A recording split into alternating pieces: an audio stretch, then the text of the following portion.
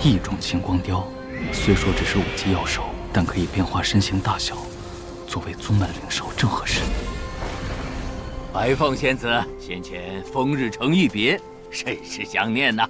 既然人都到齐了，咱们就开始吧。那是自然，请吧，两位。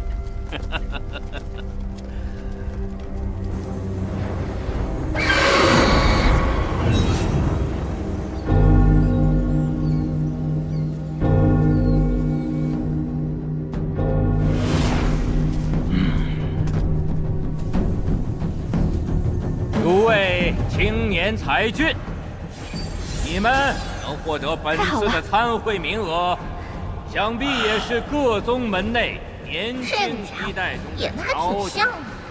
嘘，且听他们讲解规则。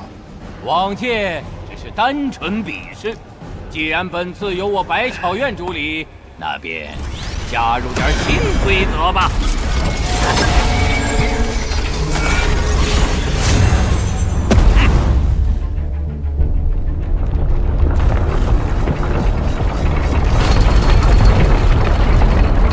比试依旧是抽签进行2两对决，抽中的2人上场，然后先将此灵珠送至对方法阵的获胜，伤及对手性命取消资格，破坏场地机关的也取消资格。哦，有点意思。这百巧院为了争此榜首，还真是舍得。这是本届榜首的奖品，由3派高层准备的定灵丹1枚。此外，排名前10之人均可获得任选顶阶法器的奖励，亦可获得进入灵眼之术的资格。这还差不多，不用太显山露水也能过关了。3派试剑正式开始。多谢韩兄啊，这样的比试里，藏拙的余地可就多得多了。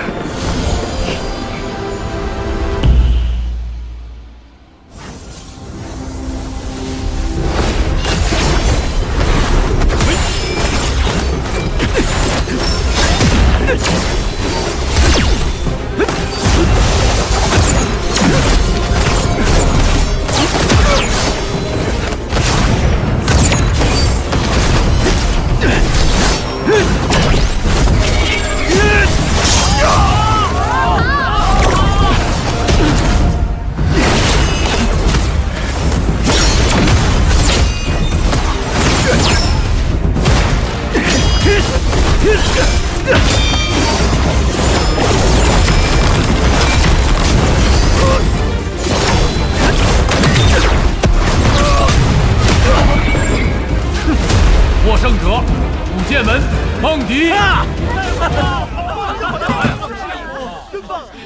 九灵剑体，有机会真想领教一下。那你当初为何不去古剑门呢？别埋汰我了，世家上门的做法，我可学不来。下一组选手，落云宗韩立对古剑门姚峰。炼气对筑基，这差的也太多了。云宗已经如此没落了，就是。哎，韩老弟，对方是筑基修士，你可悠着点儿，一定得活着回来。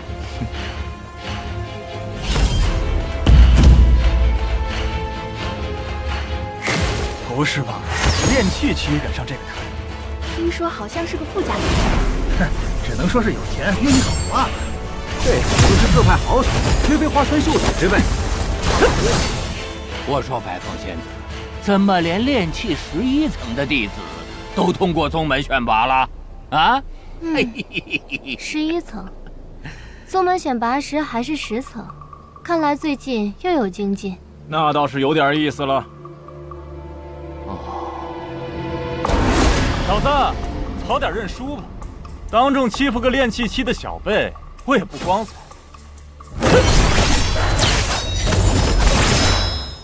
没事，我尽量让你光彩些。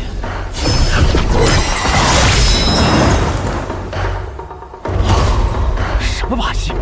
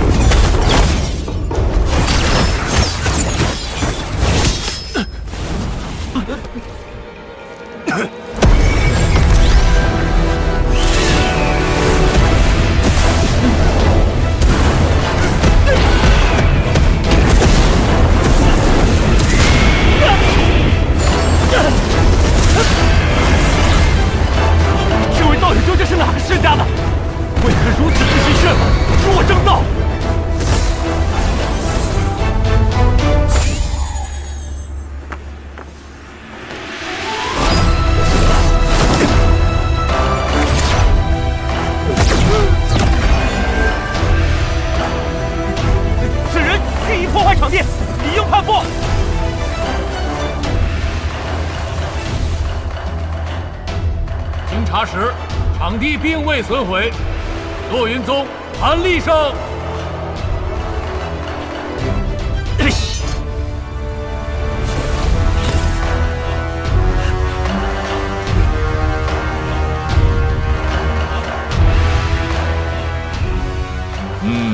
过程虽有些取巧，但能同时激发如此多的火弹符，还可精准控制破坏范围。看来手法上还真下了一番苦功啊！但终究只是练气气，掀不起什么风浪。且看最后前10名花落谁家吧。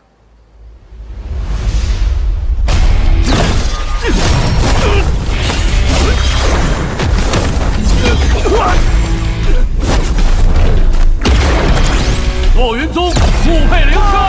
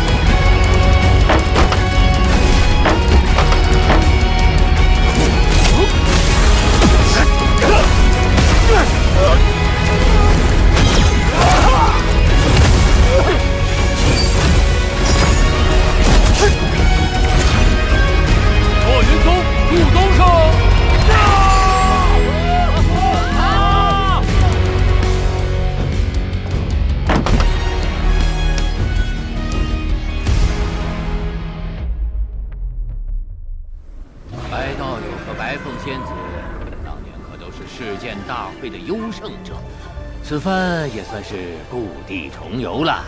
遥想当年，我为古剑门夺得魁首已过100载，而时至今日，这魁首之位依然为我古剑门所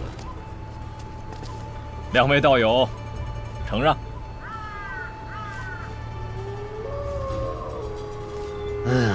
可惜这定灵丹缓解结婴心魔的作用，对9灵剑体注意不当。不知白道友可有意愿与我们交换呢？你这老家伙，从头到尾都是算计。不过这次洛云宗的成绩倒是有点意思，前10之内竟有4人入围，其中2人竟还是练气气，假以时日，必成大器啊！要不是主人刻意放手，他那个什么宝贝9灵剑体，还不是随手便打杀了？我又不是什么杀人成性的青年老魔，不过此地不愧是3派气运所系，还不知有多少结丹修士藏于暗处守备。人都到齐了，本次事件大会已然结束。按照约定，排名前10的弟子已准备就绪，随时可以进入。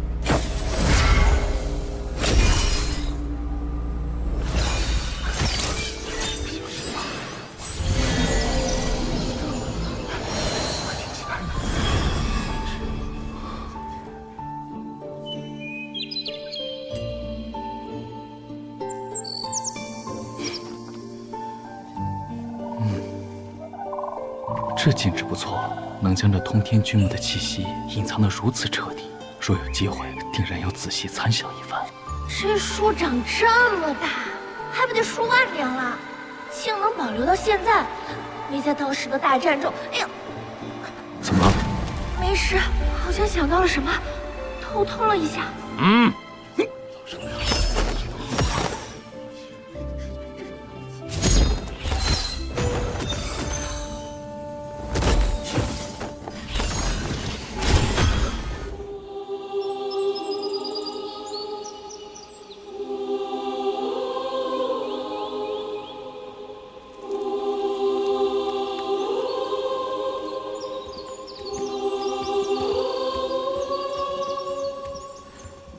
不愧是3派高层联手布下的阵法。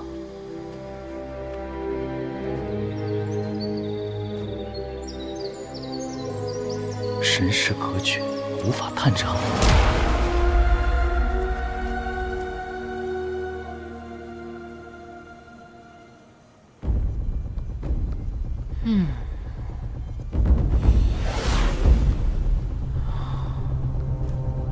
元婴修士。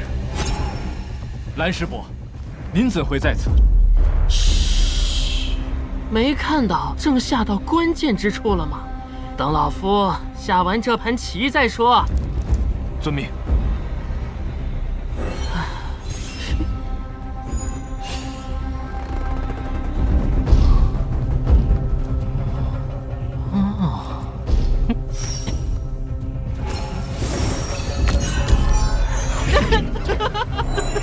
赢了，赢了！蓝前辈棋艺高超，晚辈甘拜下风。魏师姐，你没有故意相让吧？若是故意留手，老夫可就不开心喽。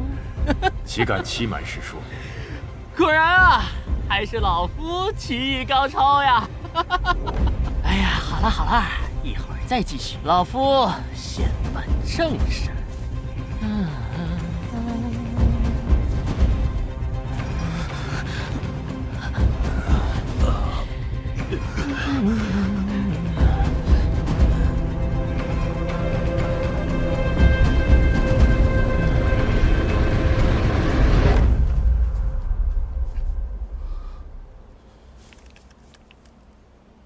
白师侄，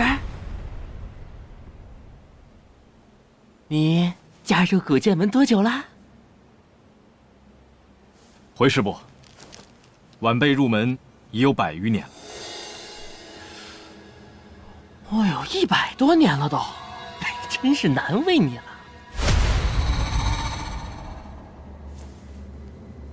师伯此话何意？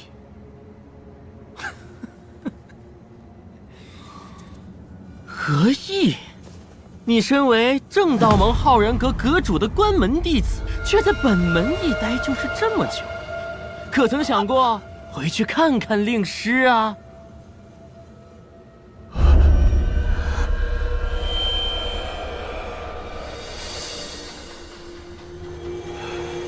此话当真？哼！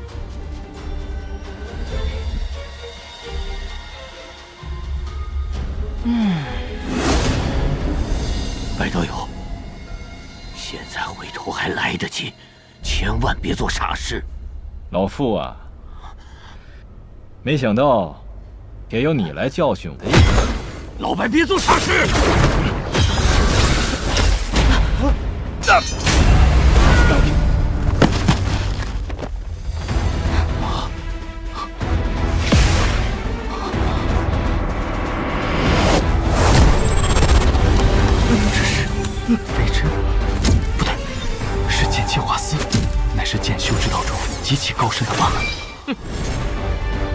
本门的太白化气少，岂是让你对付同门的？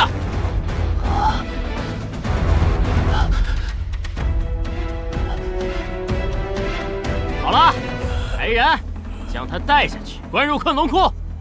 等我们几个老家伙商量完，再行处置。是。元婴剑修，竟能将剑气修炼至如此不可思议的地步。不过这儿还有一个，不知是什么来路。好了好了，你们该干什么干什么去吧，老夫要继续下棋了。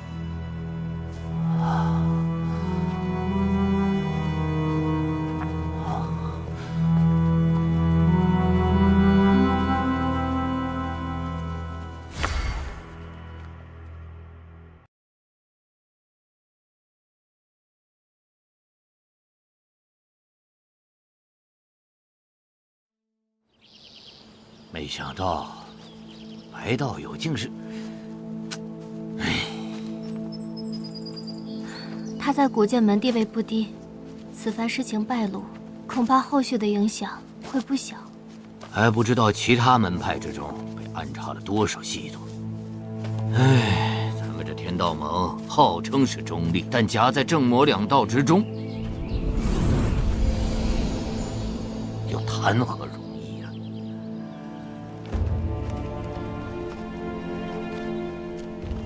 此术就是灵眼之术的核心了。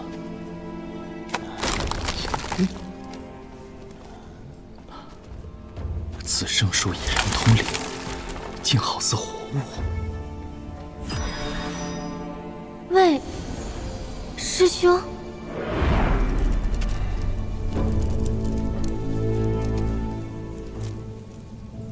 你是当年那个小丫头，已是结丹修士了。程师伯得知你出关，问你何时能回去，他一直在等着你。哦，冯师兄也非常挂念你。好了，当年的事莫要再提。我进入此地时就发过毒誓，一日不结鹰，便一日不出山。况且宗内有你们在，足矣。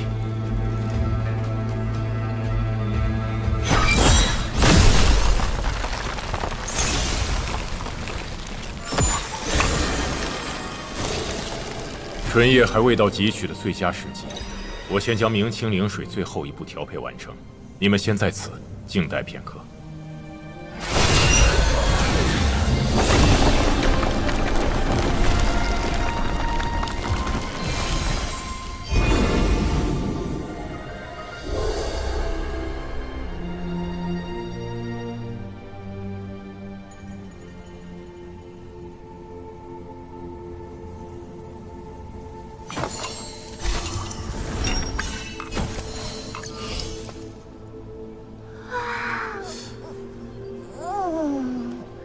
韩兄，你叫我。我记得你精通土遁之术，能否从地下潜龙的光照之中，为我取一截灵眼之术的树根出来？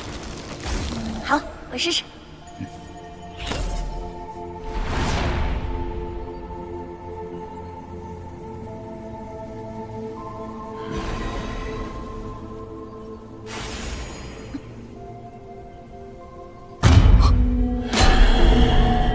难道此人还有同伙？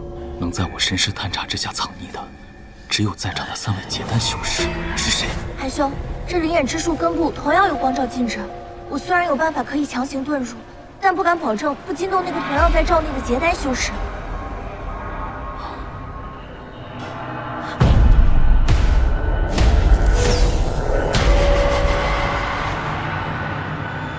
且先回来，估计此地不久之后会有一场混乱。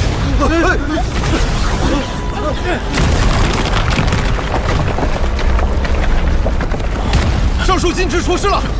外面突然出现一群人在攻打外阵，不仅有结丹系，还有元婴老怪。还是伯虚主持大阵了，你们2位随我前去策应。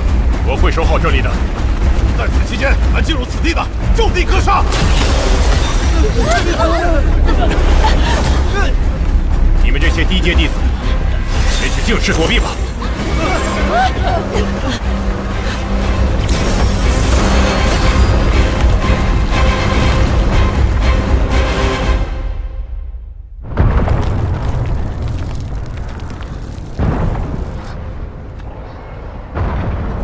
听这动静，像是元婴级的大战。如此手笔，除了正道和魔道六宗，也不做他人想了。韩老弟，咱们这也算赶上大事件了吧？重重禁制之下，还能有这么大动静？这上面估计是元婴大战了吧？这元婴大战得打成什么样子呀？这我倒是见过。希望宋师叔能平安无事。真没想到，古剑门的白师叔竟是正道盟的奸细。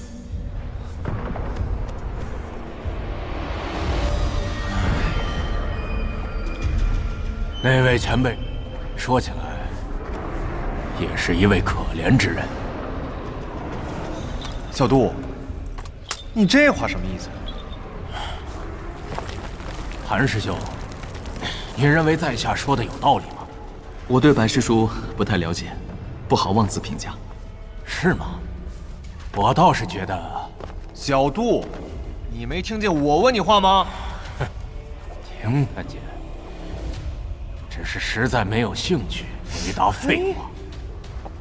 且慢，你到底是谁？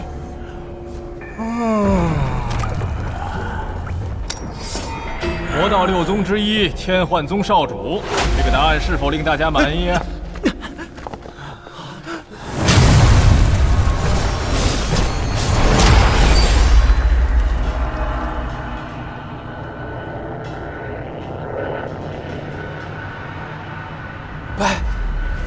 白师叔，白道友倒是悠闲。魔道贼子，休要阴阳怪气！若非那老怪物还想留我性命去谈交易，今日差点就陨落于此了。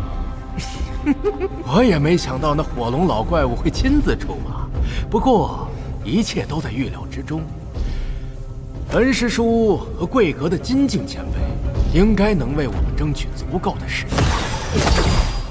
莫要轻举妄动，老实点！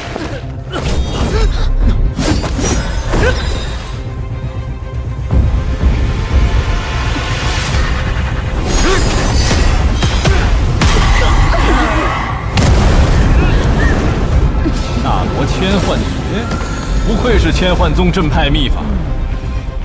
要说这藏匿逃逸的本事，天南无出其右。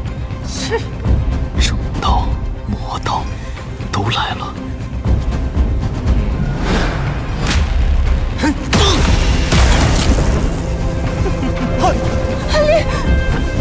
韩老弟，小子，早看你不顺眼了。咦，就这么死了？你这是作甚？这些弟子当中有一个天恨老怪的嫡系后人，切不可贸然出手。哟，哼，真没气儿了。这姓韩的有古怪，我怀疑他故意隐藏实力，是故先下手为强。这天恨老怪物的后人绝不会是此人。你心里有数就好。好了好了，剩下的人就全都躺下吧。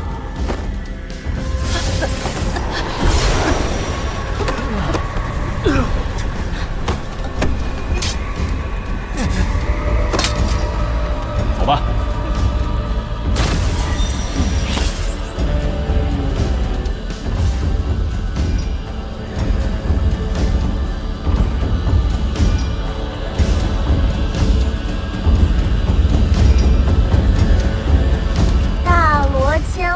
绝，天南无出其右。韩兄，观我这天狐迷灵大法如何？是不是在那大罗千幻诀之上啊？的确不错，不过若是他们修为再高些，就不一定能瞒过去了。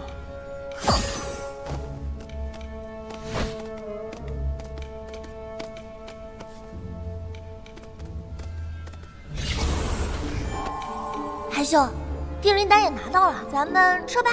不，跟上去看看。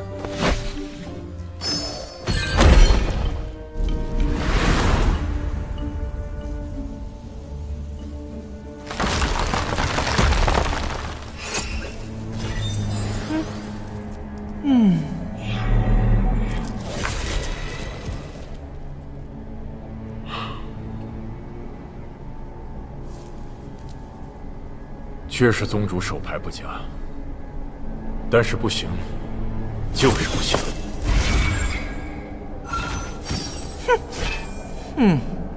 魏兄，别忘了，你可是天煞宗的人，在这待久了，还真把自己当成这儿的一份子了。人非草木，孰能无情？程长老待我如亲子一般，不仅救我性命，传我神通，还力排众议，意图让我接掌落云宗。恩情累累，实在难以偿还。魏兄所言，白某亦是感同身受。只是假的，终究是假的。令台中师尊流言，正魔两道在木兰草原附近发现了一株上古时期的玄天仙藤。为了救活这仙藤的一丝缥缈可能，竟不惜代价将我们这些潜伏在三派多年的案子一口气全部启动。纯叶我可以分给你们，但这圣树本源乃三派根本之所在，是断不能让二位染指的。白道友，仙藤势大，把纯叶给我们，我们便离开。玄天仙藤，怪不得正魔两道如此舍得下本。他怎么在这里？那外面是何人正在御敌？难道说……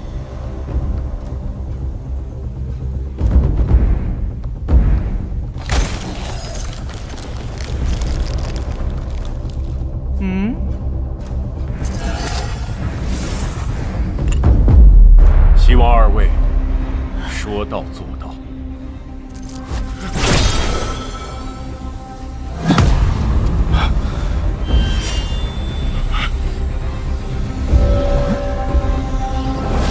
圣树纯叶乃我三派至本，岂能拱手自提？果然是三派高层联手设局。此事老夫是断不能答应的。很好，你们既然主动跳出来了，那老夫倒也不用再辨别了。不可能，你们不是去外面支援了吗？就凭本老怪和精进书生俩人，就能让我们无暇分身？此时啊，他们应该被程吕两位道友困住了。现在外面的动静，是老夫叫人故意搞出来的。不给你们一个教训，还真以为我们天道盟软弱好心呢。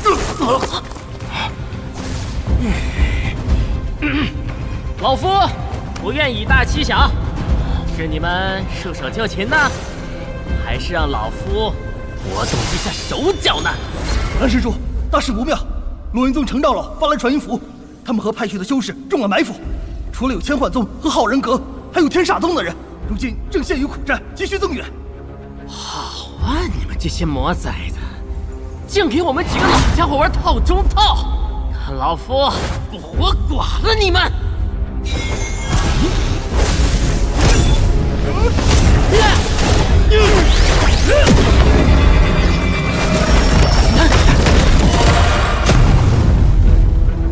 借体施法，你是天煞真君？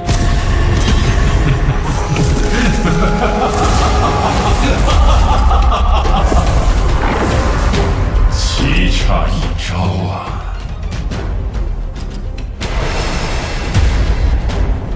附身大法不对，似乎更为精妙。看来师叔这人实力还在基因之上。这星位的蛰伏之前就被种下刻印了吗？为何会突然启动？难道是那个令牌？不愧是大名鼎鼎的火龙童子，蓝道友见多识广，认出了本宗主。可惜啊，今日不是真身之死，无法尽情切磋一番。我用这具附身之躯拖住他，你们务必把纯叶带回去。是。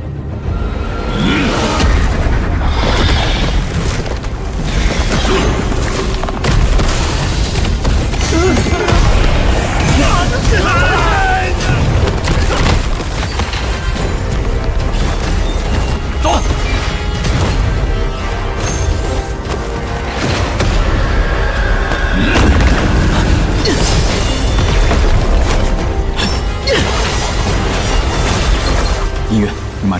积血变化成我重伤的样子，我会尽快返回与你会合。主人，我刚才已经演成尸体了，这还怎么重伤啊？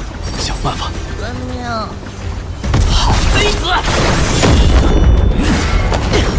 这些毒瘴也奈何不了老夫。只要让你不痛快就行。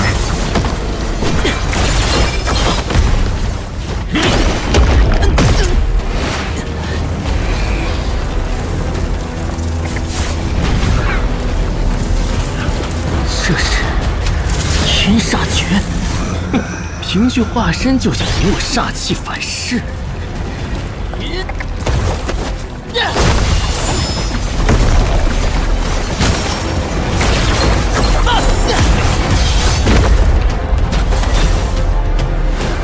今日老夫定要拖住你。都走了，该行动了。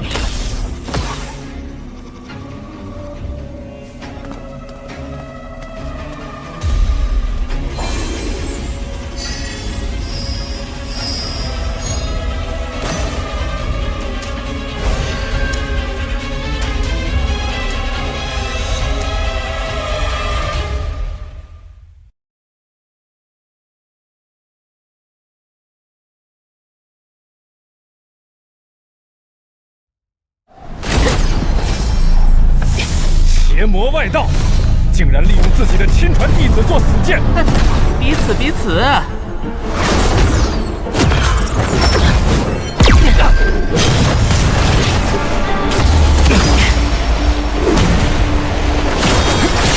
看来是真不想让我们走啊！分头对敌，正合我意。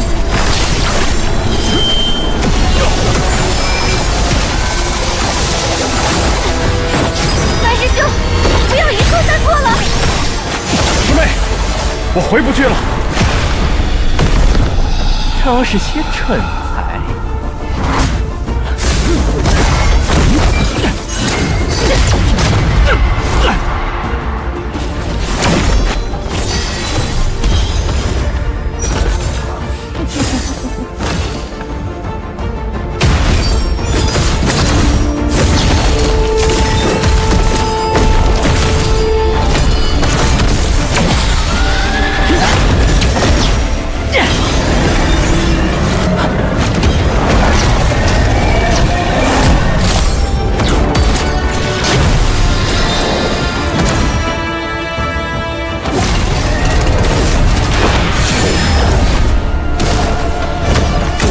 童子就这点本事吗？怎么束手束脚？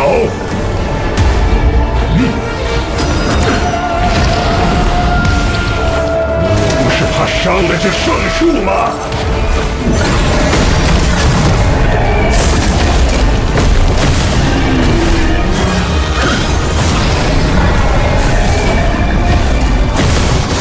休想动圣树一分一毫！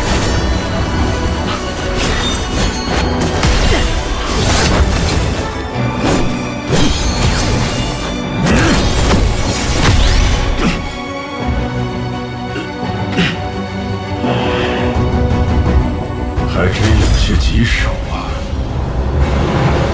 就凭你一个人，还是附身状态，护不住他们的。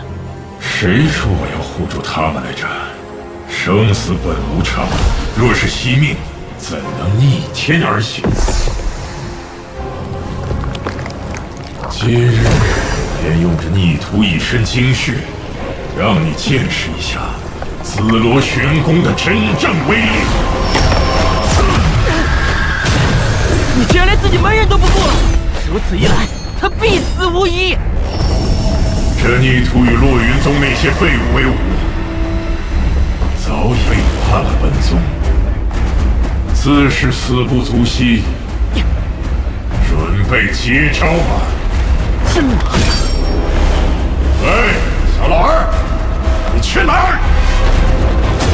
老夫再和你纠缠下去，那俩小子要跑了，杀了那俩小兔崽子不就得了？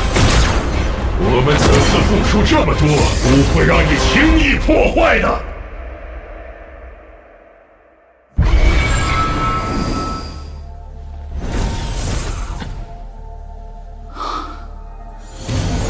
绝对的劲敌，却成了灯下黑的盲区。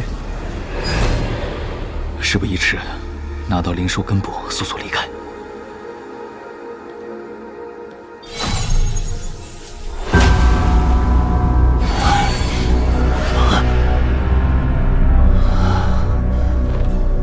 是你？你怎么会在这儿？你不是奉命守在外围？哈，今日此地，还有以真面目示人之人吗？既然遇见了，那就去死吧！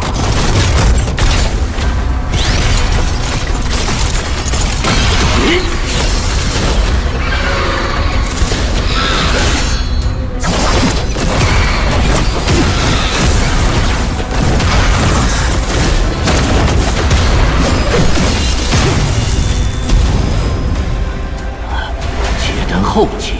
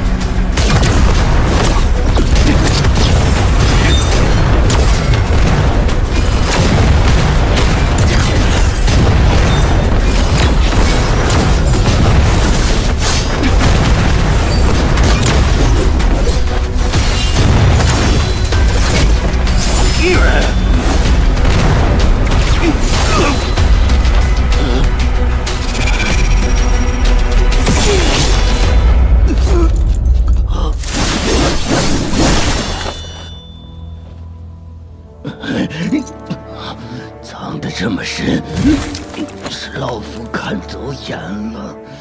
道友究竟是哪一派的？难不成是陆云宗的暗子？没想到还藏着你这么一位。明知得不到答案，道友又何必有此疑问？天道盟早已千疮百孔，整个天南都是。那一天已经不远了，可惜还是没能完成使命。这所谓的证书，就给老夫陪葬吧！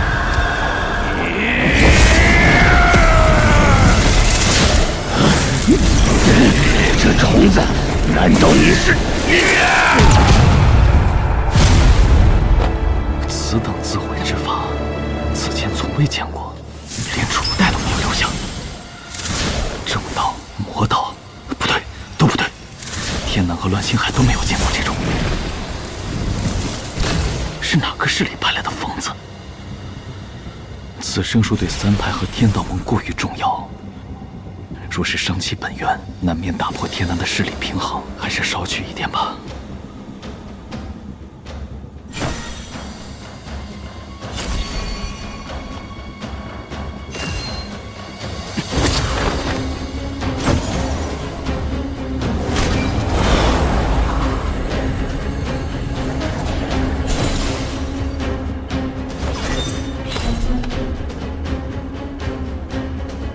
知识、功法以及炼丹心得，其中还有定灵丹和明清灵水的炼制之法。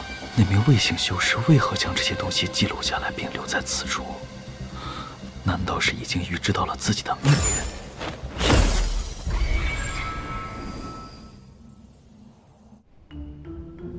怎么办？好生棘手啊！要不把这些人都灭口？哎呀，哎呀！你嘀嘀咕咕什么呢？如实应对不就好了？就说高价买了幻术符，重伤时保全性命。可是刚刚那一下，看上去可不仅仅是重伤吧？哎，这是什么呀？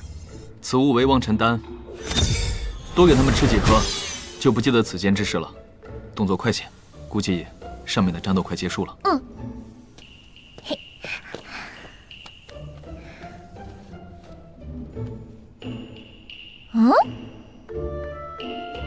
主人为何熟忍至死呀？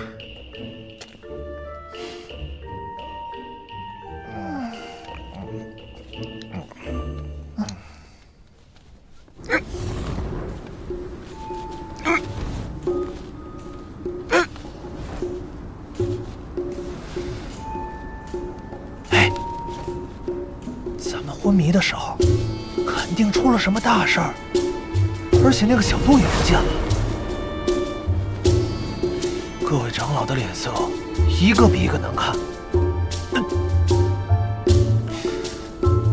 我怎么好像忘了什么事儿似的？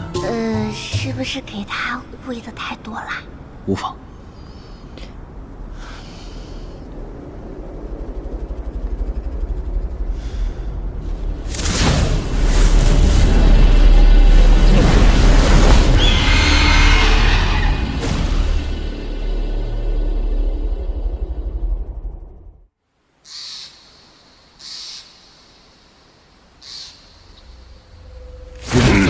此次的肃清计划可谓是灰头土脸，不仅死伤了数位结丹修士，洛云宗2位元婴长老还遭到了天煞宗和千幻宗的伏击。程大长老在数名同阶的夹攻之下重伤而归，虽然火龙童子在盛怒之下将来犯之敌全部击退，但魔道一方还是带着灵树纯叶逃离了。总之，各方势力现在剑拔弩张，随时准备开战。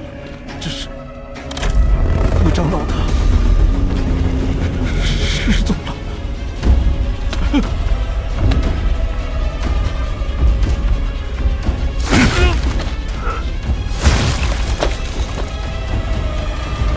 看来是任务失败了。没用的东西！罢了，这仅仅是开始。这些天南的渣子，迟早要跪在我木兰铁蹄之下。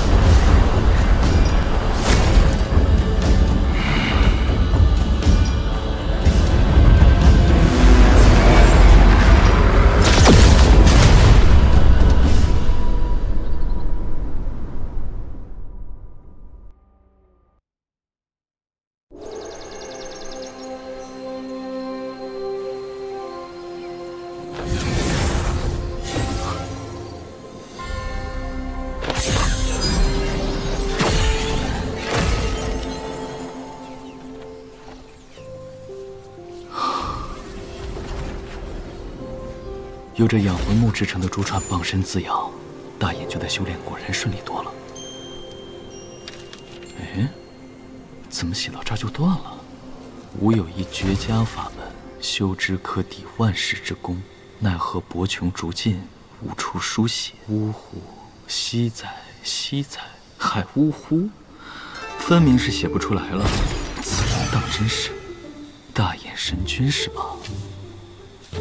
韩兄啊，终于要出关了，这20年可真是苦了银月了。应付同门，打理药园，照顾灵舍，喂橙子，喂兔子，喂猴子，这气灵也是生灵啊。哎，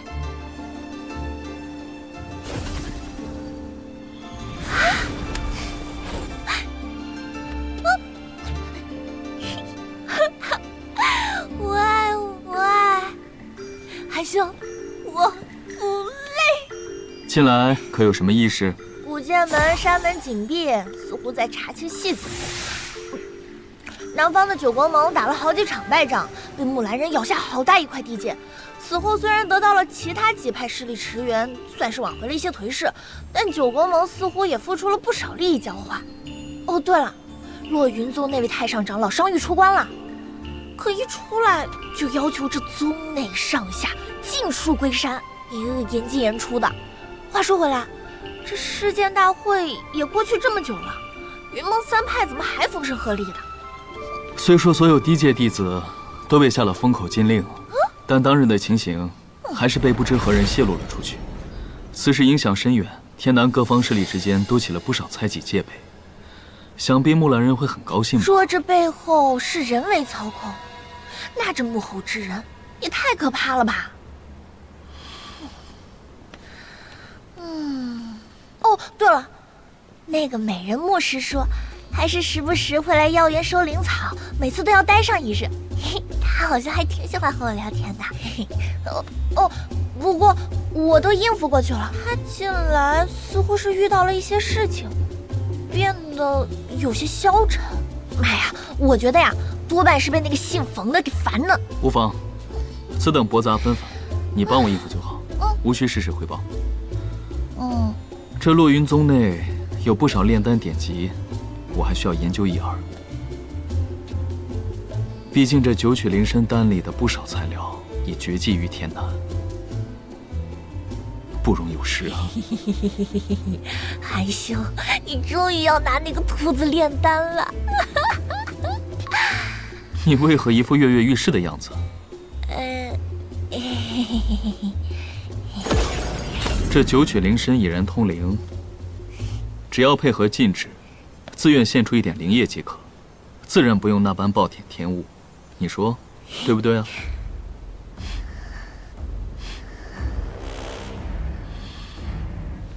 好了，我会继续闭关，准备结营所需资材。此间诸事就劳烦音乐了。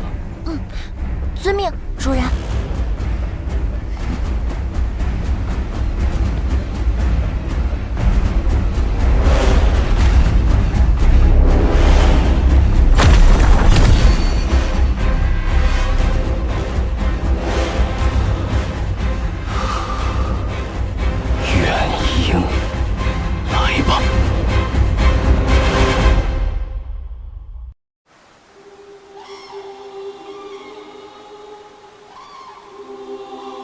渡恶修身，红尘炼心，欢喜无名，皆在物外。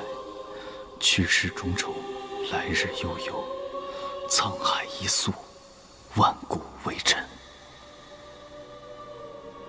终于要走到这一步了。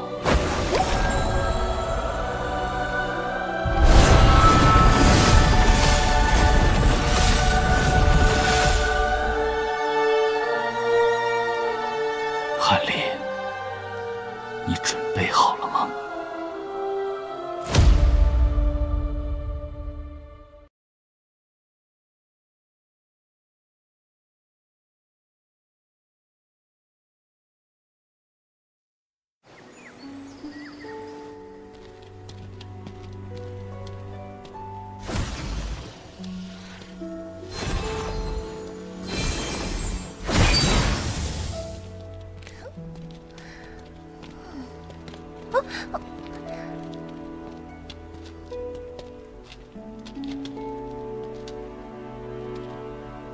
守好这里，有天大事情也不要打扰我。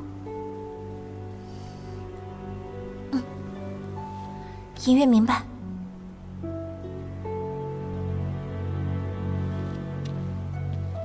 毁灵根，散修，能走到今天这般境地，我这位主人还真是不容易啊。哎，不是每年都这个时候吗？今年怎么封山了？快回吧！什么情况啊？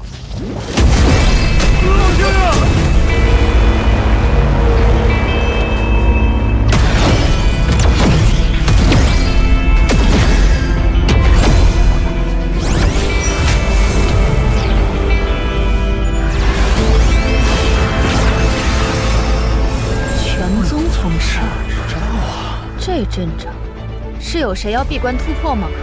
穆师姐，你刚闭关出来，有所不知啊。冯长老正式闭关结鹰，这个不好说呀。咱们落云宗可能要有第3位元婴修士了。牧师们，牧师们请留步。我正想着去找你呢。这3枚灵丹是父亲特地留给你的。此次出关啊，他老人家可就是元婴修士了。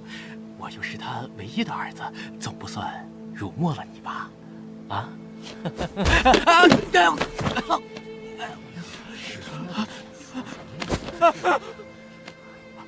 我一心修道，无意攀附于你。道侣之事，即便是冯长老出面，我也会恳请他收回成命。师兄还是莫要纠缠。纵使师妹是这么想的，师妹族中可未必同意。到时候被家族断掉修炼资源，可就不好了。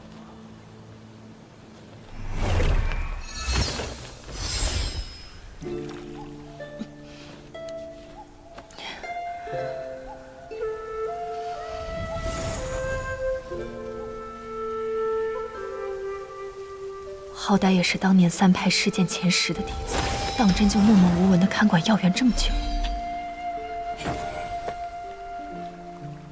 虽然这些年来与他聊得愈发投缘，但他身上总有种捉摸不透的感觉。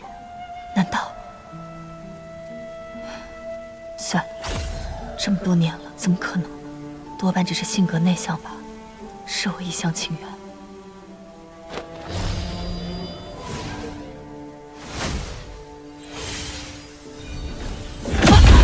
怎么回事？这天象，难道是冯长老要结阴成功了？不对，那个方向不是主殿，是药园。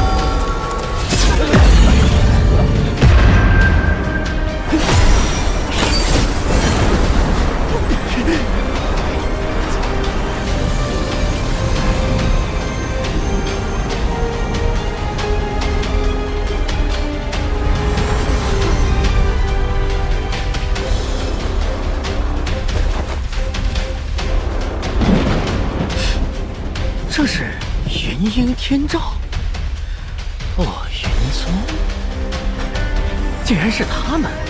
是要出第3位元婴修士了吗？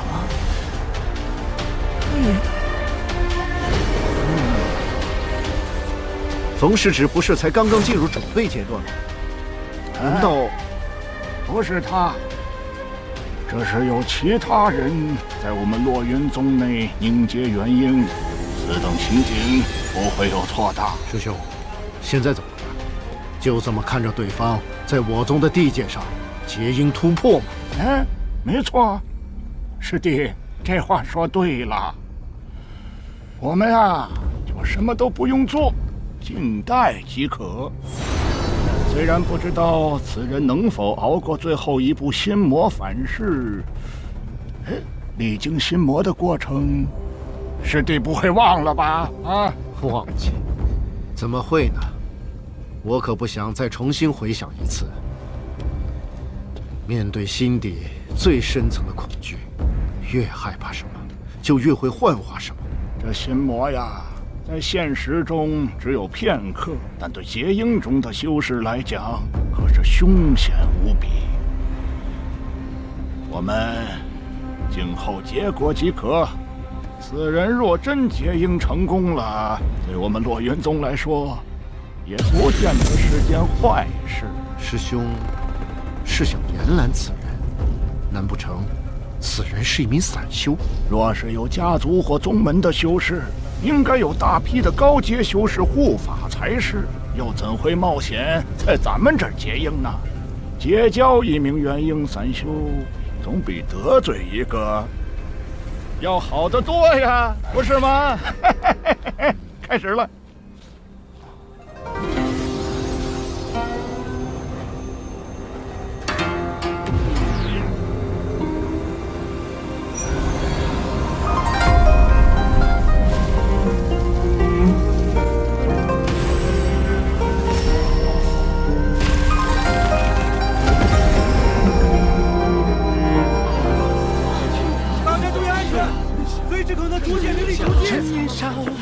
这是生平简介，如此过去闯。寻觅逍遥，不招摇，必沉香，奈何人心难料。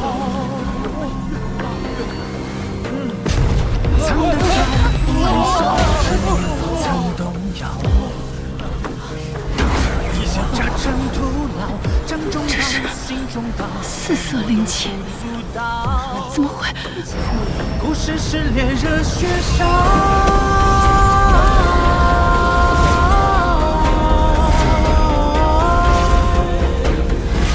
怎么会？好可怕的威压！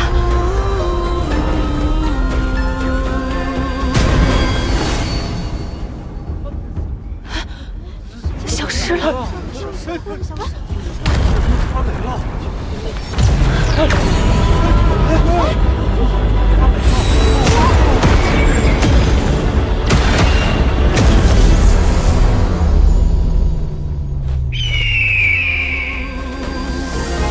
这一路破空，苦难有千种，谁人懂？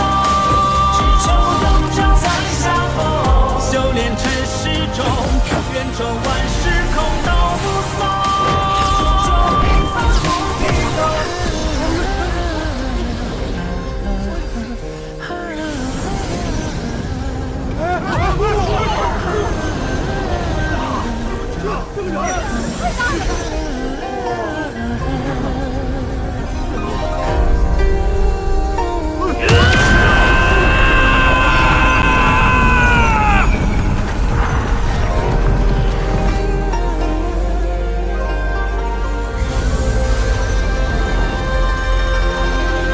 再一眼熟悉脸颊，再无牵挂又放下。家从此相忘于天涯，他刚精神的强大，千般际遇的造化，千万年仿佛一刹。这一路破空，苦难有千种，谁人懂？只求永照在下风，修炼尘世中，愿抽万事空都不松，终究平凡不平庸。所有人听好了，此阵方圆10里之内，暂时被划为禁地。但凡滞留者，以违反门规惩处。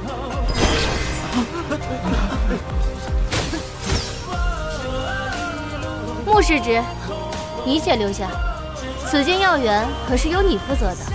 是，但现在日常照料的是一名炼气期弟子，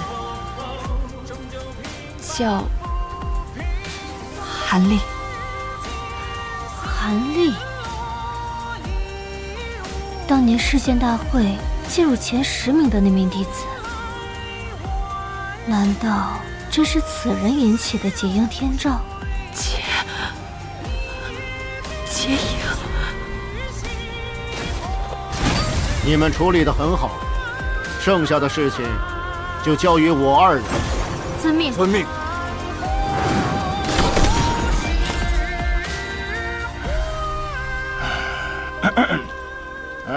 在下，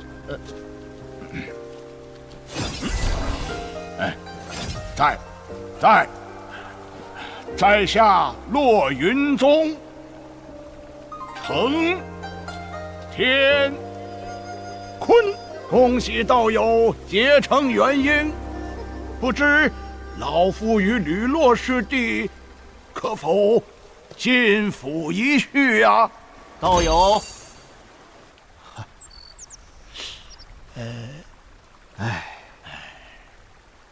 在此处开辟洞府，并布下如此厉害的阵法，身为主人竟一丝都没有察觉到，真是汗颜呐！那几个老家伙取笑一番是免不了的喽。韩某此次借贵宗宝地结婴，未曾知会二位，失礼了，还请两位恕罪。道友客气了，结婴此等大事，能选中我们骆云宗，是本宗的幸事啊。二位道友过谦了。韩立能在此结婴成功，也是沾了贵宗的光了。在下这就将禁止放开，二位请进府一叙吧。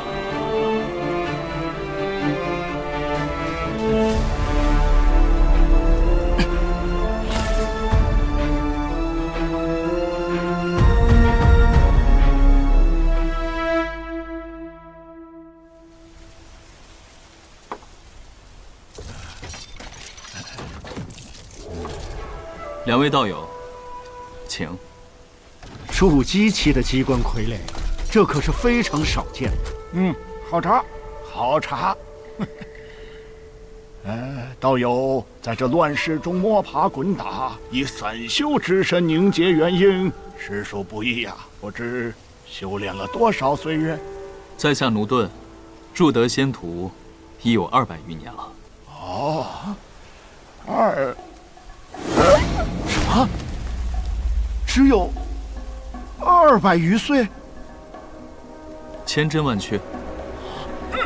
师兄，他是200岁的元婴修士。师弟，我听见了。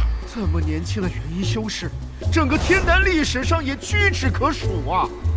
而且后来不是成了老祖，就是成了老魔呀！真是后生可畏，后生可畏呀！我们可一定要留下他。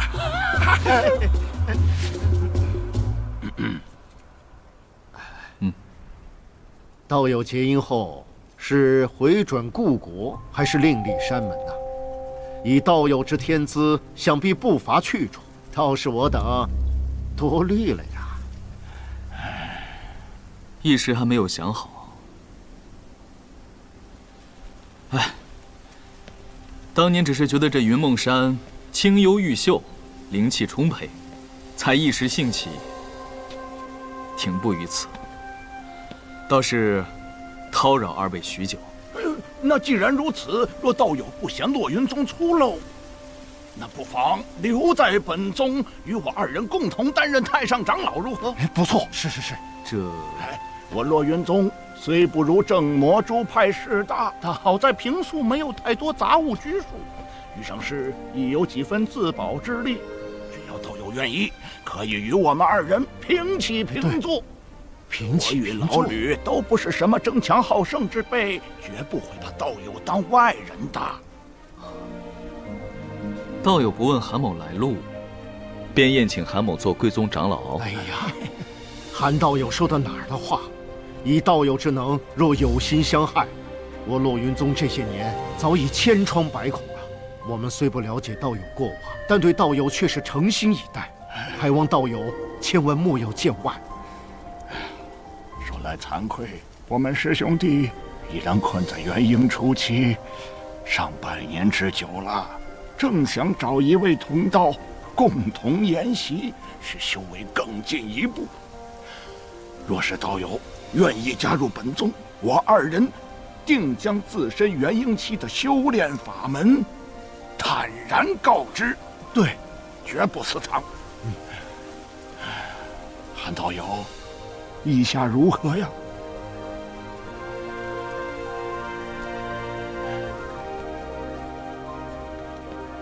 两位道友的好意，在下着实心领了。但事关重大，且容在下斟酌几日。这样吧， 3日后，韩某给二位答复。惭愧呀，是我们心急了。此事啊，自然要郑重考虑。那道友先安心清修啊，3日后，我与师弟再来拜访啊。告辞。2位慢走。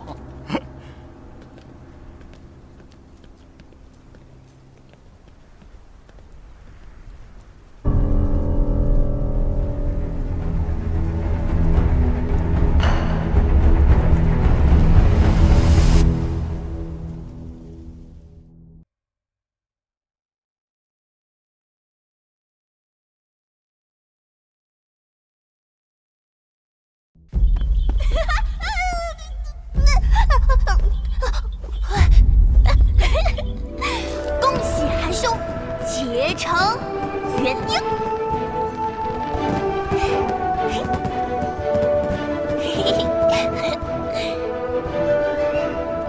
无需客气，还多亏了你为我护法。哎呀，这是音乐该做的。韩兄此番结成元婴，寿元可达1000年，修到化神境界，乃至飞升也不是不可能的。洛云宗的事，你听到了吧？你怎么看？这个嘛，首先，那2位都是元婴初期，留在此处呢，不必担心什么危险啊或者拘束。其次，这洛云宗啊，也不算小啦，可为主人提供一定助力。最重要的是，其所属的天道盟，相对于另外3大势力阵营，嘿嘿，还算是太平安逸啦。分析的在理。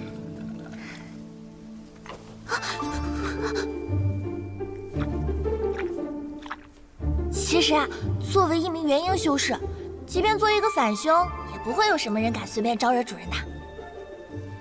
元婴散修，也不知青衣那老头是不是还活蹦乱跳呢？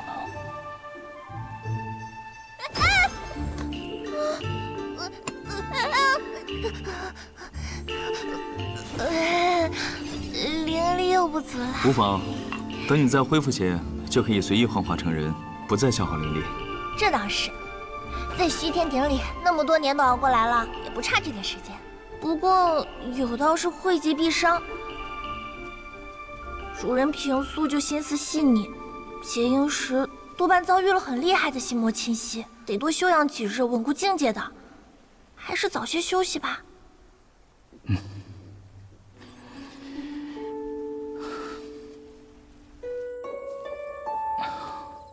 我真的结婴成功了，无数次幻想过这一刻，没想到真到了这一天，竟没有什么实感。之前真是好险啊！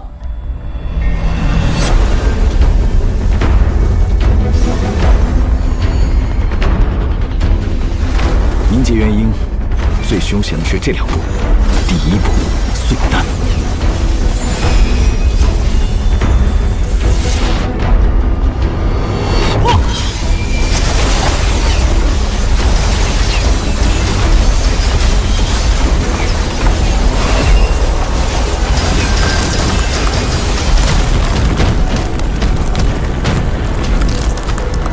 条件是忍受全身经脉逆转的痛楚，凭借这么多年积攒下来的法力，强忍一下，一定能撑过去。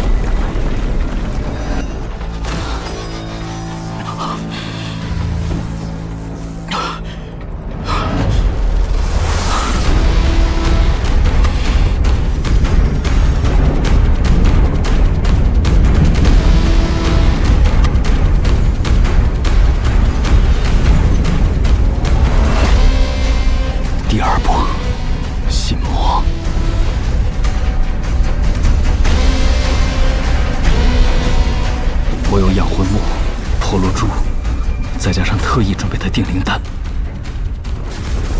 来吧！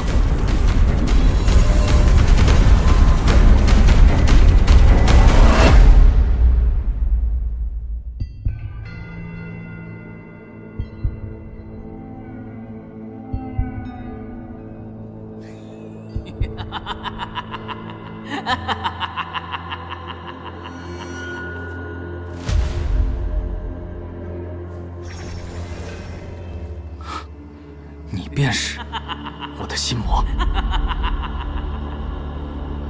哎呀呀呀呀呀！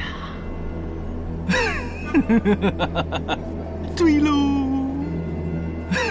此时此刻，结英就是你最大的欲望，所以我就长成这个样子了啊！怎么不喜欢？那我换成别的样子也行啊！不用，就这样也挺好。我就知道你的道心坚定，寻常的考验是无用的。不过呢，该走的流程还是要走一下的。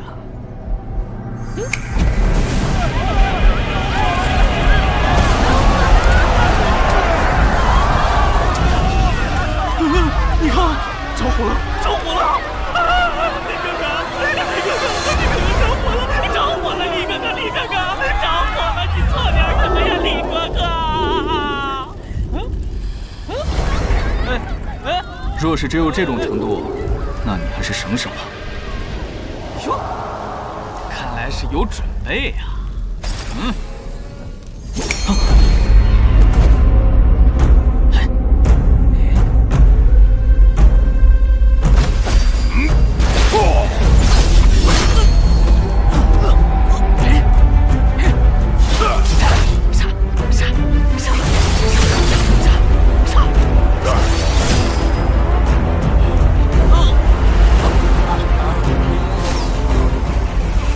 幻境这种东西，我经历了太多，看都看腻了。哦，是吗？那这样呢？回去之后，我们便结为道侣，如何？可是我们才刚认识。你木已成舟，你要是想逃避，弄死你！哼！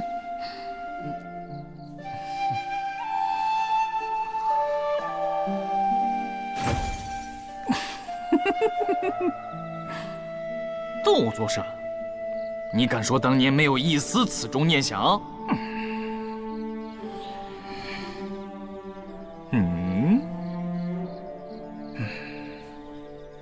算了，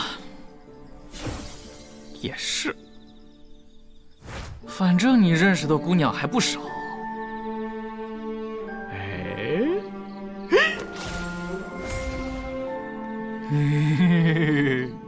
要不然，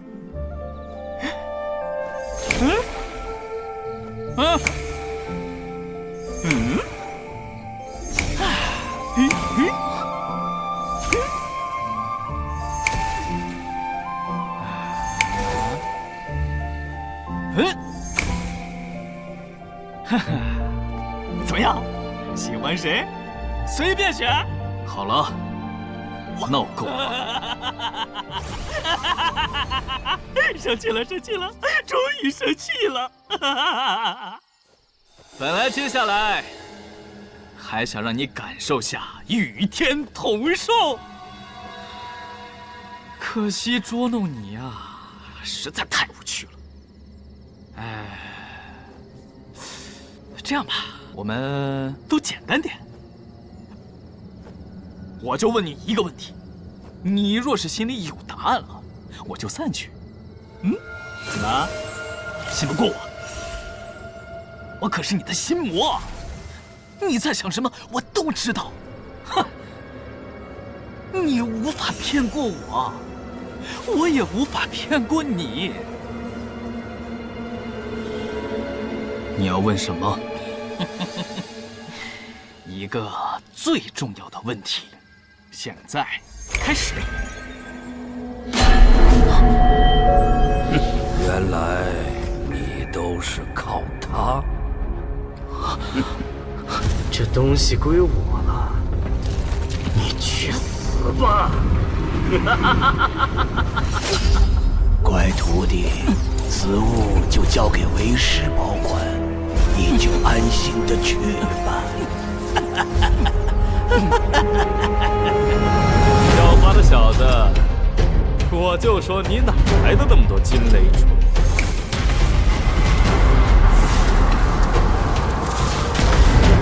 你的瓶子，你的法宝，都是本做的。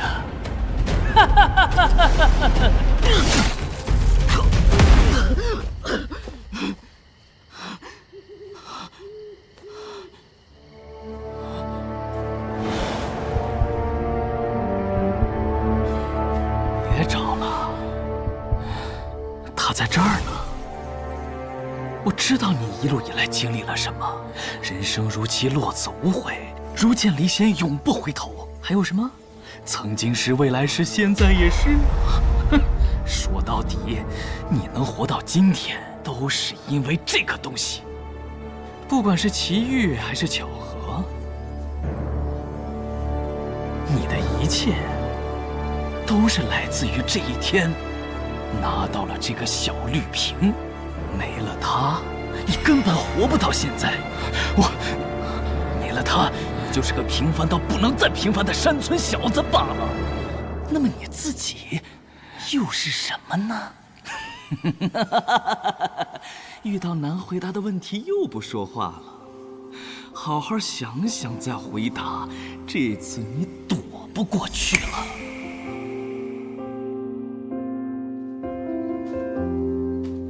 别忘了写家书回来。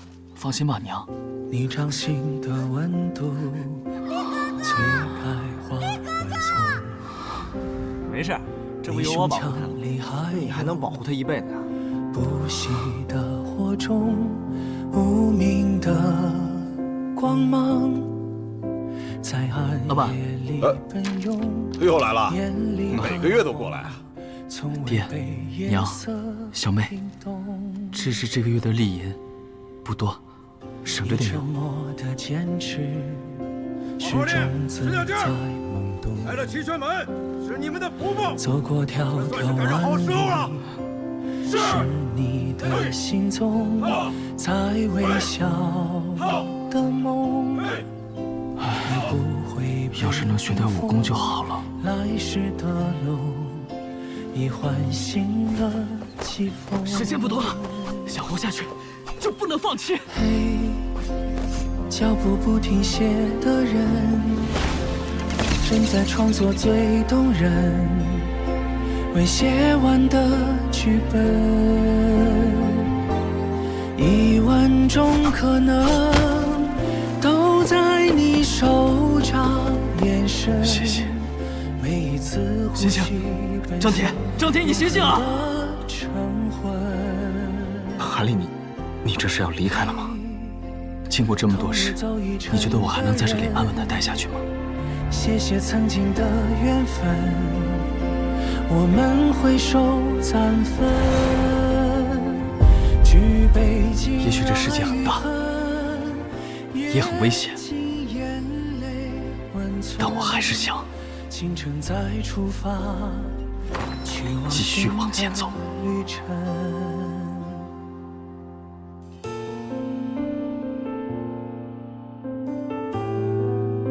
这路上或许会遇到很多相逢和离别，挣扎与选择，当然也会有巧合和幸运。我会牢牢抓住这些机缘，拼尽全力。也许脚下沾满跋涉的这里是与裂痕，但手中还握着出发时那片月落。若长路的若似你们是村子外面来的吧？这里是青牛镇五里沟，外面来的人还真是少见呀。不过您看着就像是有本事的人，要是我以后也能像您一样就好了。哦，对了，我叫二愣子。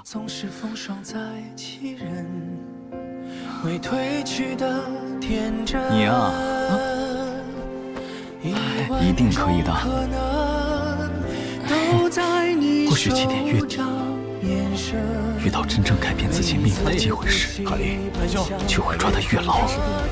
这并没有什么可耻的。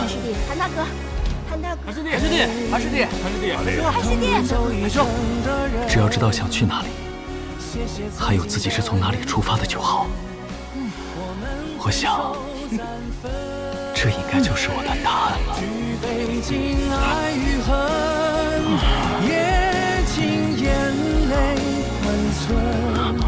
清晨再出发，去往新的旅程。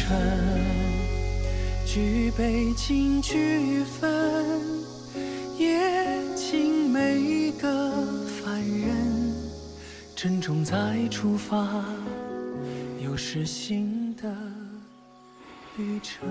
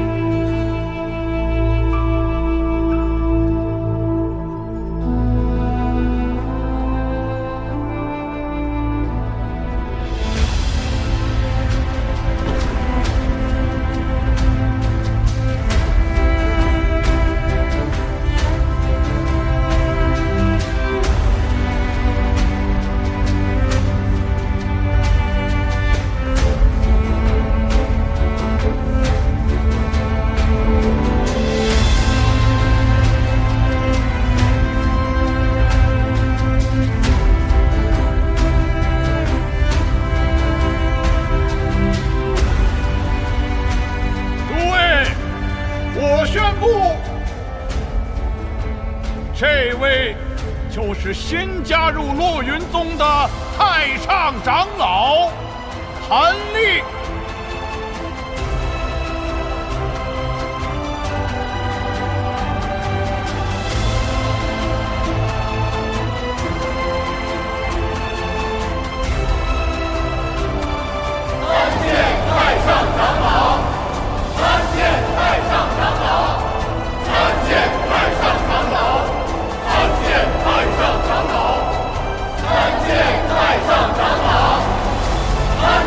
太上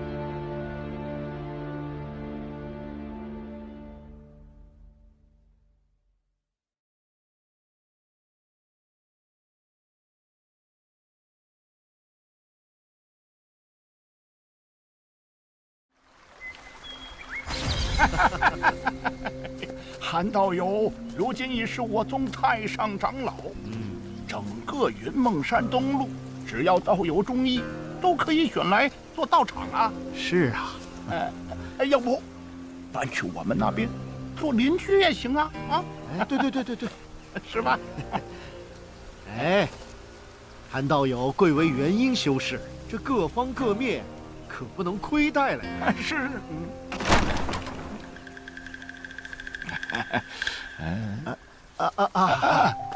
此事就交由我们二人吧。对，全当是给韩道友的贺礼了。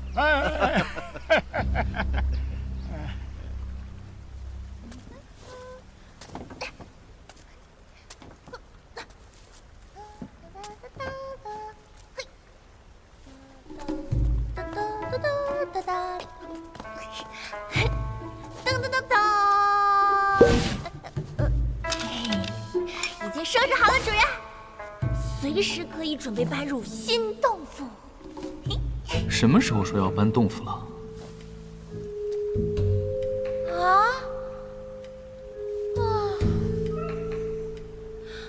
不是，那2位太上长老也太小气了吧？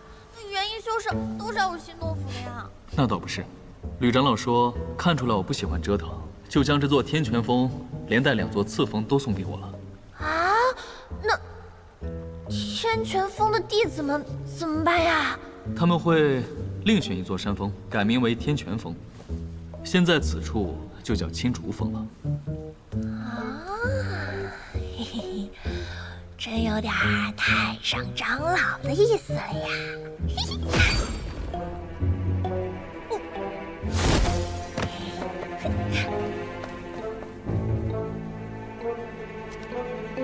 先前我自觉修为不够，如今元婴已成，这开鼎之法，你在其中待了那么久，应该或多或少知道一二了。这里面究竟有什么？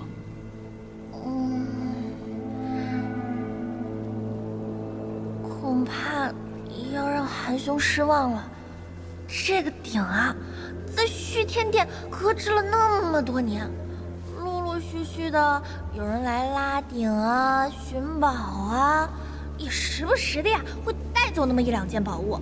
哎，经年累月，只出不进。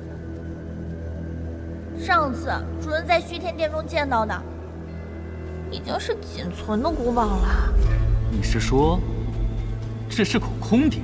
那还不如口斧呢，或者说本就是口好大的黑斧。哎呀，什么斧啊锅啊的，又不能真拿来诅咒。话说这个虚天鼎，它本身就是一件通天灵宝啊。通天灵宝是什么？不就是古宝吗？哎呀，不是所有的古宝都叫做通天灵宝的。在上古时期啊，最多能有50、60件古宝能冠以灵宝之称。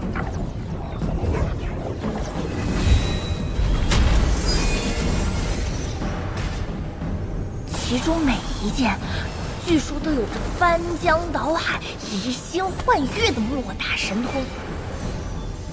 而每次灵宝出世，就会像虚天鼎一样，在世间引起莫大纷争。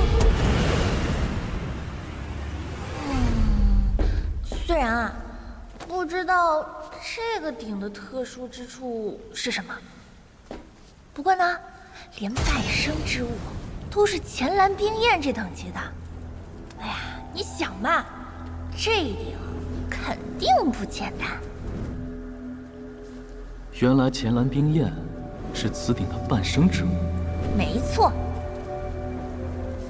当初呀，也是因为鼎上的钱兰冰焰被触动，我才得以趁机逃脱。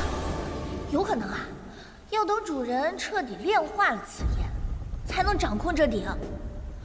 要是再不济，把它抡起来砸人，也是挺疼的。嘿嘿。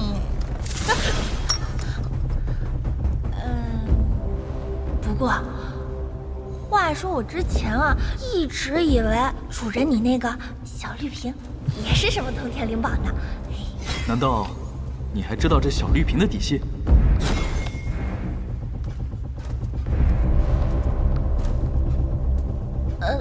不，你这个宝贝来头太大了，光催熟灵药这一项就足以傲视所有灵王了。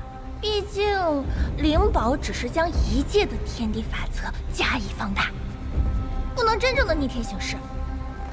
我猜也只有灵界或者更高层次的仙界，才有可能炼制出此等宝物。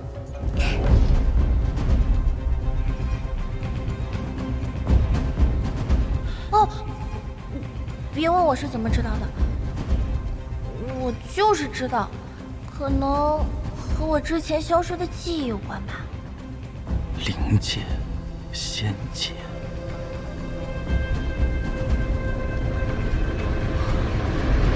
此界之上，果然别有天地。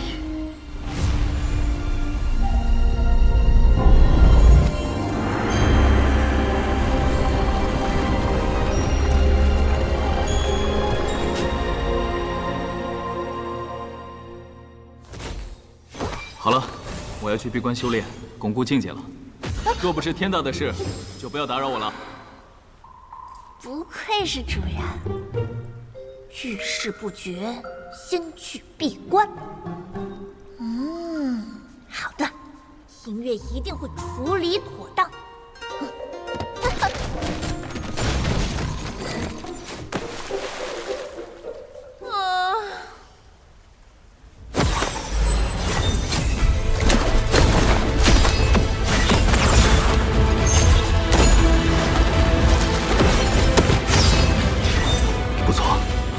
元婴凝体成功，与心神合二为一，出窍时也可轻易地掌握了。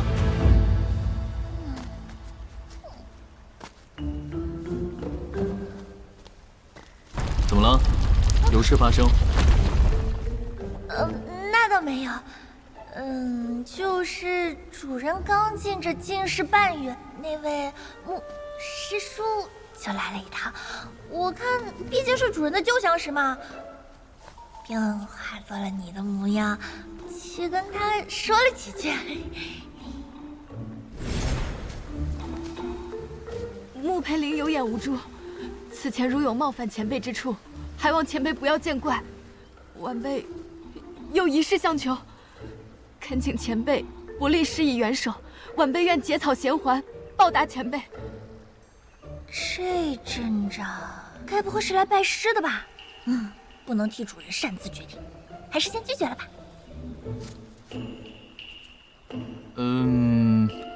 若是拜师的话，就算了吧，我不收弟子的。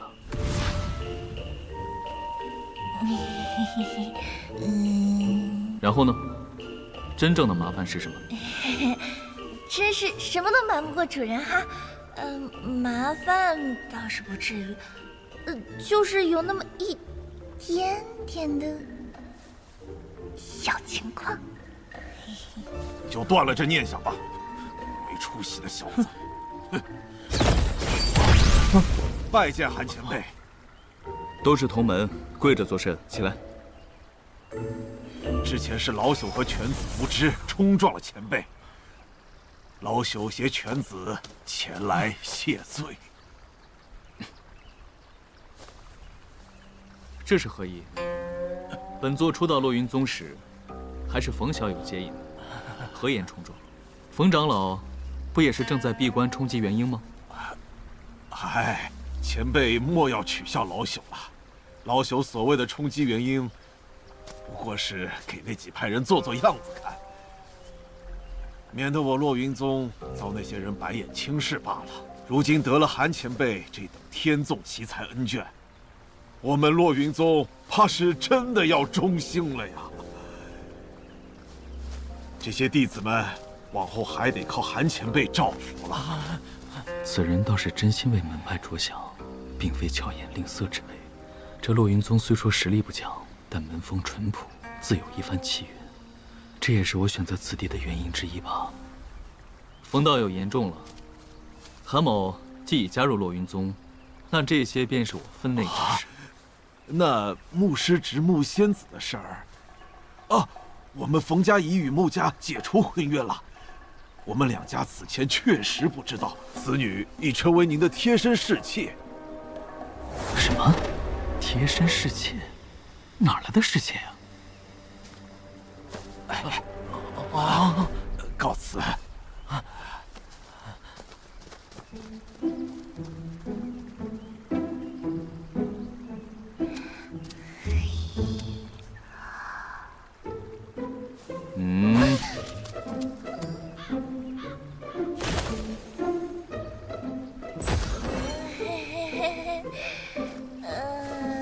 他人啊，只看到主人如今的成就，殊不知主人苦修至今。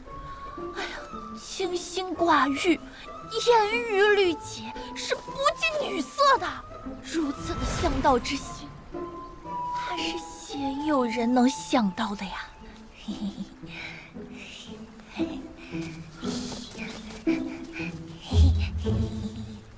如果你对双修伴侣这么感兴趣，哪天我给你物色一个，也不是不行。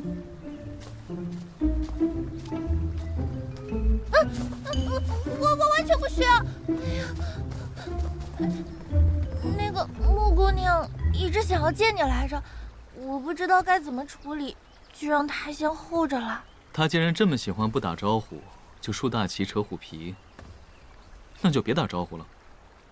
反正她已经得偿所愿了，让她回去吧。哦。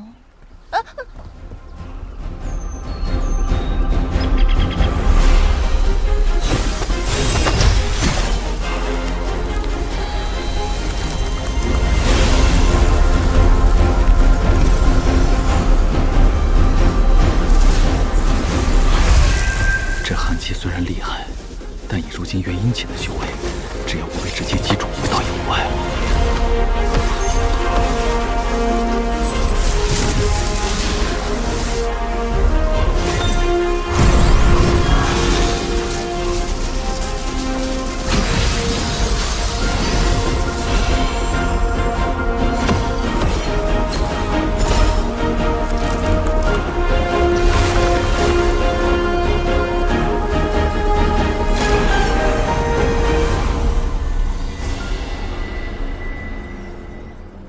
玄阴诀中记载的秘术，炼化此火最为稳妥。不过此焰过于阴寒，炼化一丝也要很长的时间，还要在体内培育数年，才能真正掌握。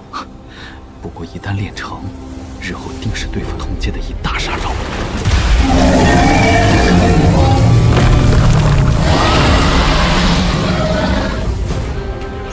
还不老实！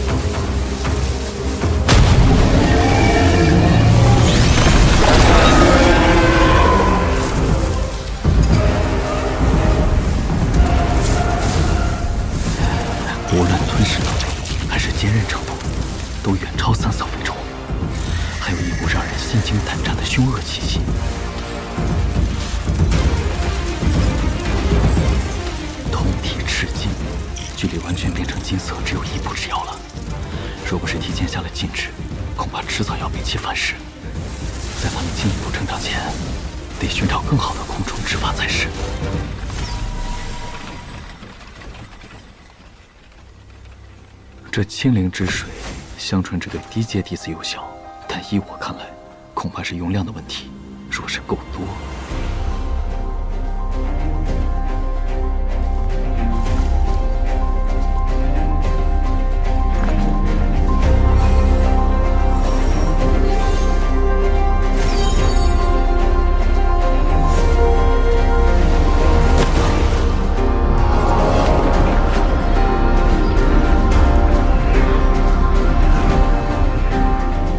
有点小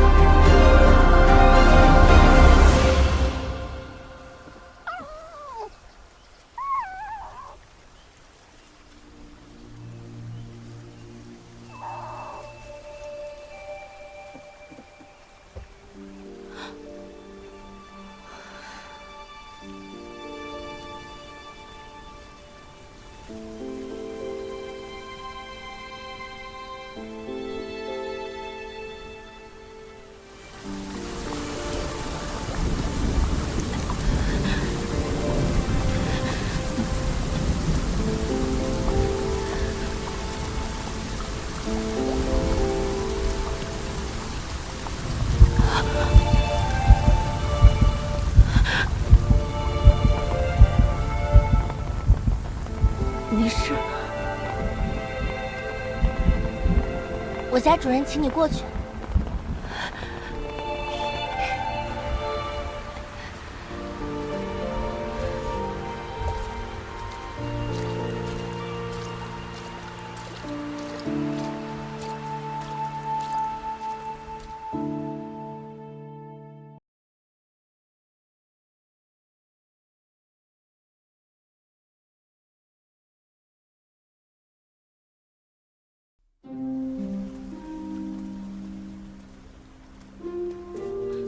参见韩前辈。穆师叔别来无恙啊！韩某刚出关，就平白无故的背了个夺取婚约在身的女修为妾的名号，说出去实在不怎么好听啊。此事因晚辈而起，有损前辈清誉，请前辈责罚。说什么清誉不清誉的？此前在药园内也受了你不少照顾，我的真实修为也瞒了你这么久，只是如今外面都在传些什么东西，想必你也知道。眼下我只能认下此事，否则别人只会认为我这个新晋的元婴长老连一个筑基女修都无法庇护，反而容易招来事端，扰人清修。你可明白？晚辈知错了，此番前来已有此觉悟，任凭前辈发落。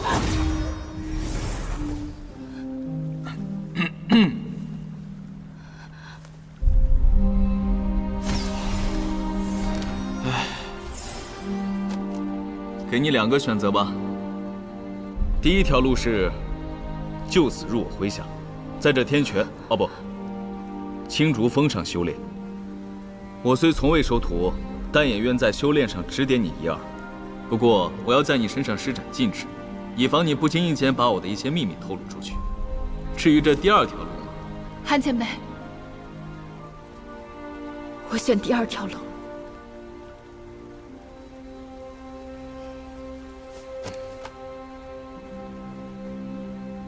你可想好了？如此一来，侍妾之名外面可就认定了。现在反悔还来得及。佩灵从小进入这宗内，一心苦修，这天泉峰的一草一木，都如同佩灵的家人一般。他人非议，在佩灵看来更是不值一提。可宗族之命，只想让我嫁人联姻，一想到从此便会失去自由，与一个不喜欢的人共度一生，佩灵就不由自主地斗胆用了韩前辈旗号。此前和前辈在这天泉峰相处数年，正是佩灵最为难忘的时光。这份随心所欲，正是佩灵最为向往的自由。只要前辈不赶我走，佩灵愿神师受尽，终生侍奉前辈左右，追寻大道。随心所欲，又是自由吗？世间种种，不一而足，人心所求，却又何其相似？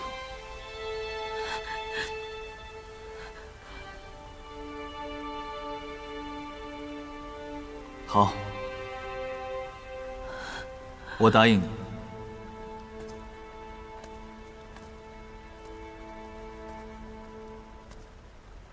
你就跟着我，试试能不能找到你所想要的自由吧。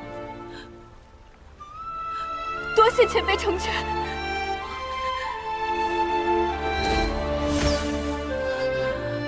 至于洞府，就在紫峰上随便选吧。你平日里称呼我一声公子即可，毕竟我也只有200余岁，天天前辈前辈的，倒是把人喊老了。是，佩灵一切都听公子吩咐。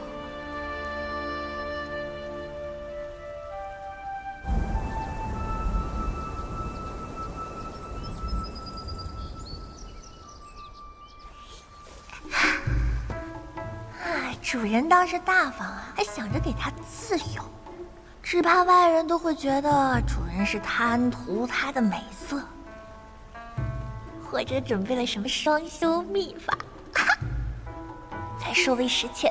随他们怎么想，这样不是正好坐实了我这新晋年轻元婴修士狂妄、好色、不讲理的名声吗？让那些人多些忌惮，少来烦我，多好。是，像主人这般风流倜傥的元婴大能，得霸道点儿，不按常理出牌，才不容易被人拿捏。不过，主人还真是外冷内热呀，难不成勾起你的什么心事啦？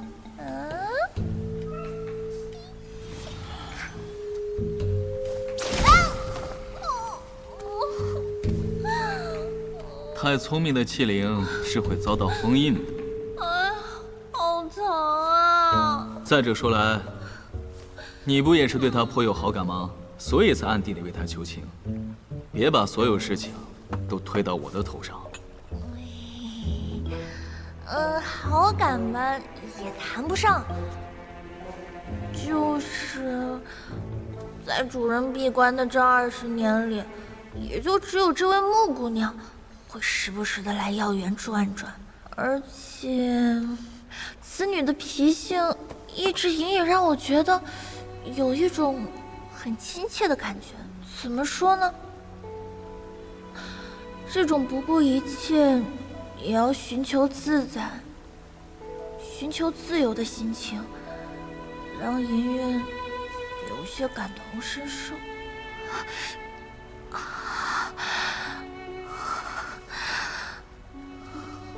所以不知不觉间起了关切之心，就跟他聊多了些。是不是给你惹麻烦了？说起来，这家伙也是没了记忆，又在虚天鼎里关了不知道多少年，有点寂寞了吧？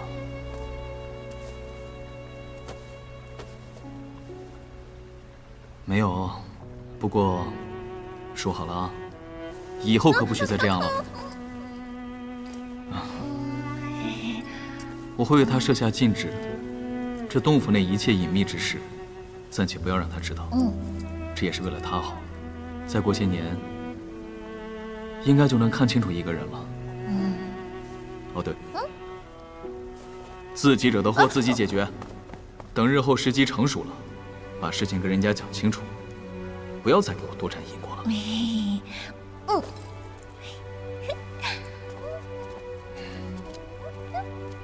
看来以后这庆祝封赏要热闹起来了。哼，不过偶尔这样也不坏。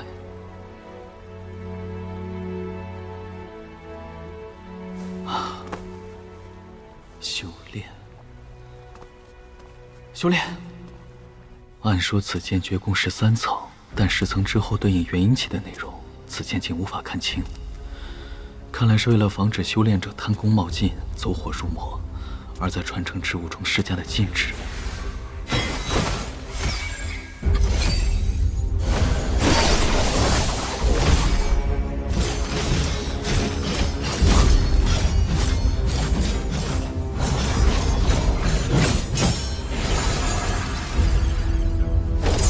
这是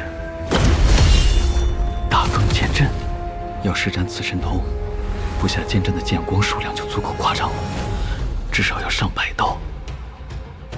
原来如此，庆祝风云剑剑引分光术，沁元剑诀前面的内容都是为此剑阵而立。72口飞剑加上幻化的4道剑光，组成360道剑光的大剑阵。元婴后期以下修为面对此阵，绝对无法全身而退。若是修为再精进，幻化更多的剑光，那击杀元婴后期修士也非不可能之事。将此阵练到极致，足以纵横天南了。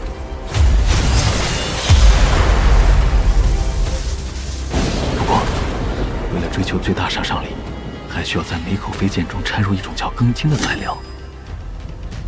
庚金。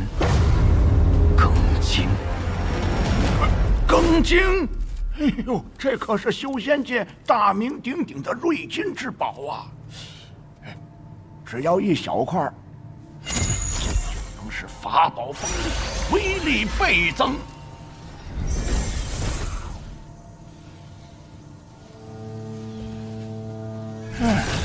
绝对是使用飞刀、飞剑等法宝的修士视若性命之物。韩老弟竟需要这么庞大的数量？咱们洛云宗啊，肯定是没有了。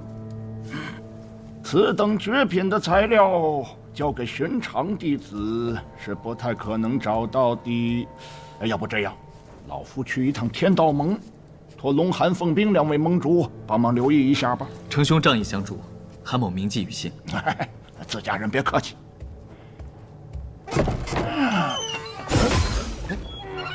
韩老弟，你在这儿呢？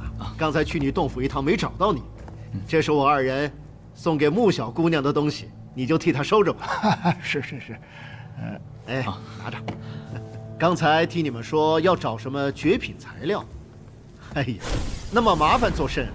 反正2年后田天城就要召开天南第一交换会了，届时天南不少元婴修士都会齐聚，定能有所收获。哎呀，是急，老夫怎么把这事儿给忘了？天南第一交换会，这交换会上的人啊，可都是天南有头有脸的元婴修士，正是交易珍稀材料的最好去处。之所以选在九国盟，是因为那里常年直面木兰人的威胁，无论是正道还是魔道，还是咱们天道盟，都要给几分面子。所以最为安全。是啊，若是在此等规格的交换会上都无法获得，恐怕只有去传闻中的大晋国碰碰运气了。只是这个路途，有些过于遥远呐。韩老弟初踏元婴，想必对这些门道还不甚了解。是，不妨让我兄弟二人为你解答一番。那就多谢二位道友不吝赐教了。好说。那咱们换个地方。好，走，请。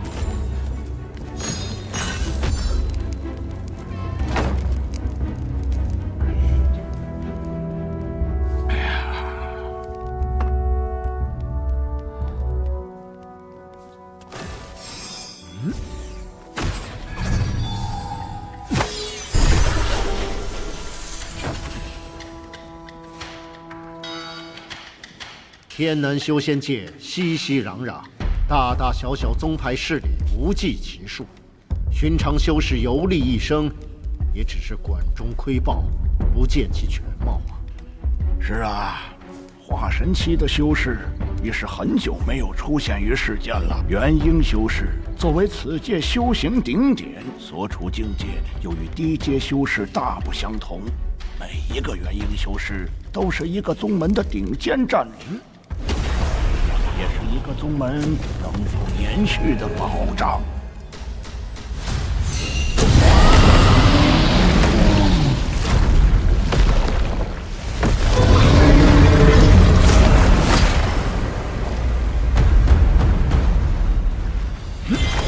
有道是元婴之下皆是蝼蚁，此话虽不中听，但却是事实。就好比现如今的韩老弟，作为我洛云宗的元婴太上长老，可以调配整个宗门全部的力量。各种妙处，韩老弟日后可以细细体会。难怪元婴之间斗法都是一触即止，很少决生死，谁又愿意放弃这唾手可得的门派特权呢？是啊，所谓门派阵营，无非是元婴修士争夺资源的口实罢了。你看历次修仙界的大战，死过几个元婴修士？当然，与那些木兰蛮子的争斗可不算。元婴修士占尽天南的好处，但相应的代价就是要抵御外界的侵袭。某种程度上来说，也算是天行有常了。元婴修士也有身份高下之分，似乎又不全在修为。没错，实力、势力、潜力缺一不可。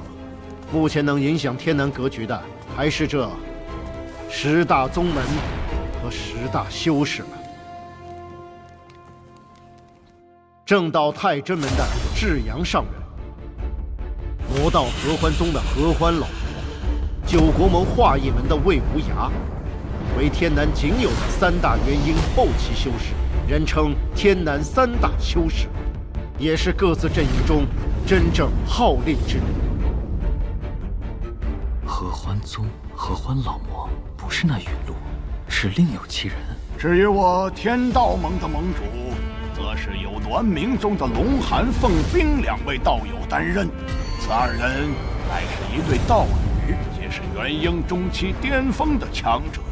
2人联手，不逊3大修士太多。除此之外，像正道的天机门浩然阁，魔道的鬼灵门玉灵宗，还有天道盟的霓裳斋古剑门，均是各势力的核心力量，皆有元婴中期强者坐镇。至于九国盟，则比较特殊，这些年吸纳了不少中小门派。鬼灵门，哼，还有账要跟他们算。除了这些大宗门的隐士长老之外，还有些成名的散修，也最好不要轻易招惹。比如那天恨老怪，性情古怪的很，一言不合就喊打喊杀的。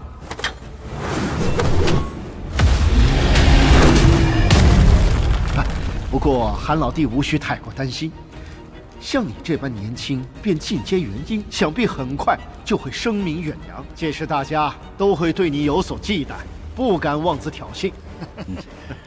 哎呀，有道是人的名，树的影。若是靠名声也能化解些不必要的争斗啊，于人于己都不算坏事啊。